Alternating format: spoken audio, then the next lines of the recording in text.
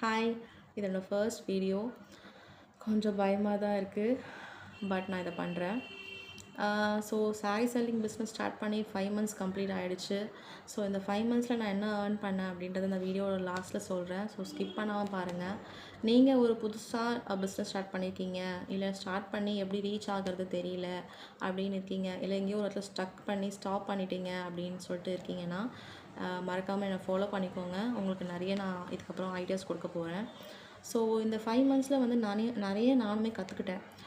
மக்களோட வந்துட்டு நிறைய டேரெக்டாக வந்து நம்ம கனெக்ட் ஆக முடியுதுக்காண்டி.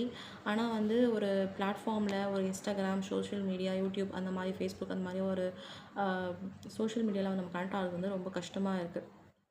அது ஏன் அப்படின்னா நம்ம வந்து நல்ல ஒரு வேல்யூ க்ரியேட் பண்ணாதனால தான் அப்படின்றத நான் பிலீவ் பண்ண ஆரம்பித்தேன்.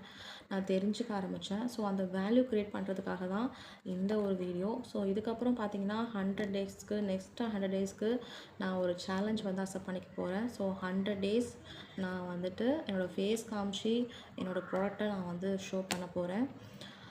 ஓகே. ஸோ நான் எவ்வளோ ஏர்ன் பண்ணேன் அப்படின்னு தெரிஞ்சுக்கணுமா? நான் இந்த 5 மந்த்ஸில் 50K ஏர்ன் பண்ணியிருக்கேன். இது ரொம்ப கம்மியான அமௌண்ட்டாக சில பேருக்கு இருக்கலாம், இல்லை ரொம்ப அதிகமான அமௌண்ட்டாக சில பேருக்கு நினைக்கலாம்.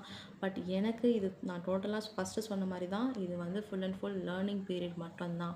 ஒரு பிஸ்னஸ்ன்னு எடுத்துக்கிட்டிங்கன்னா 2 இயர்ஸ் கண்டிப்பாக தேவை அப்படின்னு சொல்கிறாங்க ஜெயித்தவங்க. ஸோ நம்மளும் ஜெயிக்கிறதுக்கு நான் ஜெயிச்சிட்டேன் அப்படின்லாம் நான் சொல்லலை. நான் லேர்னிங் பீரியடில் தான் இருக்கேன். 2 இயர்ஸ் நம்ம கன்சிஸ்டண்ட்டாக நம்மளோட எல்லாரோட கான்ட்ரிபியூஷனும் நம்ம பண்ணும்போது, அது அப்புறமாவும் நம்ம வந்து அது நமக்கு கை கொடுக்கல அப்படின்னா, நம்ம ஃபெயிலியர் அப்படின்னு நம்ம ஒத்துக்கிட்டு அந்த பிஸ்னஸை குவிட் பண்ணலாம். ஆனால் எதுவுமே பண்ணாமல் நம்ம குவிட் பண்ணுறது தப்பு இல்லைங்களா? அது ஒரு க்ரைம் அப்படின்னு சொல்லியிருக்காங்க. யார் சொன்னாங்கன்னு கேட்காதீங்க. தேங்க்யூ.